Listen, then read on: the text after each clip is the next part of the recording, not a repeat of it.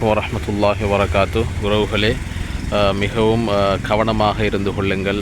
தங்களுடைய வீடுகளுக்கு அருகில் உள்ள மரங்கள் விஷயத்திலே எமது பள்ளி வாயிலும் இருந்த அந்த அழகான ஒரு மரம் ஒன்று அப்படியே வேரோடு பிடுங்கப்பட்டு விழுந்திருக்கிறது.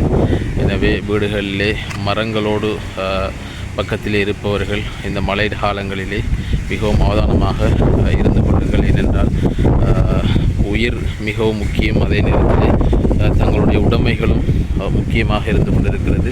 தொடர்ந்து பெய்து வருகின்ற இந்த கடமழை காரணமாக வேர்கள் எல்லாமே ஊறி அது அப்படியே வேரோடு பிடுங்கப்பட்டு இருக்கிறது. அழகாக இருந்த மரம்.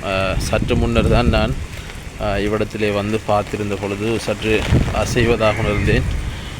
அப்படியே வேரோடு பிடுங்கப்பட்டு வந்துட்டு ஆட்கள் பிடுங்கி எடுத்தது போல் இருக்குது. அப்படியே வேரோடே பிடுங்கப்பட்டு வந்துட்டு அதனால் எல்லாரும் மேலே நாடளாவிய ரீதியிலே கடும் மழை பெய்து கொண்டிருக்கிறது.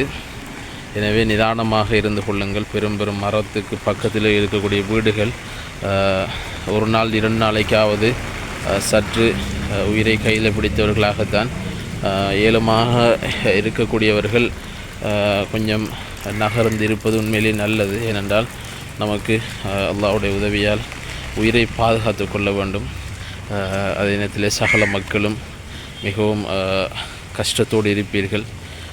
என்னுடைய துவா பிரார்த்தனையில் உங்களை சேர்த்துக்கொள்கிறேன். இன்ஷா அல்லாஹ். அல்லாஹ் அனைவரையும் பாதுகாக்க வேண்டும் என்ற துவா பிரார்த்தனையோடு. அஸ்ஸலாமு அலைக்கும் வரஹ்மத்துல்லாஹி வபரகாத்துஹு.